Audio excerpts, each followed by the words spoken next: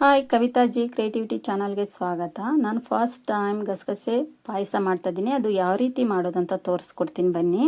ಒಂದು ಪಾತ್ರೆಗೆ ಇಲ್ಲಿ 3 ಟೇಬಲ್ ಸ್ಪೂನ್ ಅಷ್ಟು ಅಕ್ಕಿ ಹಾಕ್ಕೊಂಡು ಚೆನ್ನಾಗಿ ರೋಸ್ಟ್ ಮಾಡಿ ತೆಗೆದಿಟ್ಕೊಂಡಿದ್ದೀನಿ. ಹಾಗೆ ಒಂದು 15 ಗೋಡಂಬಿ, 4 ಟೇಬಲ್ ಸ್ಪೂನ್ ಅಷ್ಟು ಗಸಗಸೆನೂ ಸಹ ಫ್ರೈ ಮಾಡಿ ತೆಗೆದಿಟ್ಕೊಂಡಿದ್ದೀನಿ. ಇಲ್ಲಿ ನಾನು ಮೊದಲೇ ಜಜ್ಜಿಟ್ಕೊಂಡಿದ್ದೆ ಬೆಲ್ಲನ, ಅದನ್ನು ಆ್ಯಡ್ ಮಾಡಿ ಅರ್ಧ ಲೋಟ ನೀರು ಹಾಕ್ಕೊಂಡಿದ್ದೀನಿ. ಇದು ಚೆನ್ನಾಗಿ ಕರಗಲಿ ಬೆಲ್ಲ ಅಂತ ಅದನ್ನು ಸೋಸ್ಕೋಬೇಕು, ಯಾಕಂದರೆ ಕಲ್ಲಿರುತ್ತೆ ಹಾಗಾಗಿ ಬೆಲ್ಲದಲ್ಲಿ.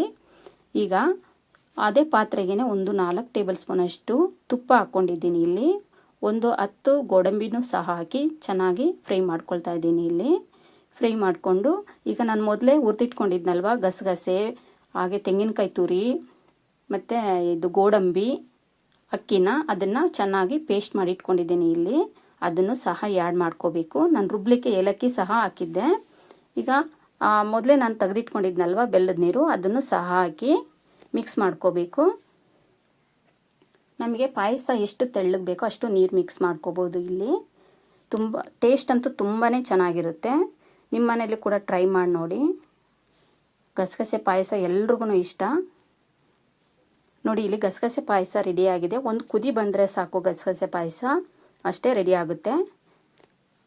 ನಿಮ್ಮ ಮನೇಲಿ ಕೂಡ ಟ್ರೈ ಮಾಡಿ ನೋಡಿ. ತುಂಬ ಟೇಸ್ಟ್ ಅಂತೂ ತುಂಬಾ ಚೆನ್ನಾಗಿದೆ. ಈಗ ಗಸಗಸೆ ಪಾಯಸ ರೆಡಿ. ವಿಹಾನ್, ಟೇಸ್ಟ್ ಮಾಡಿ ಹೇಳು, ಗಸಗಸೆ ಪಾಯಸ ಹೇಗಿದೆ?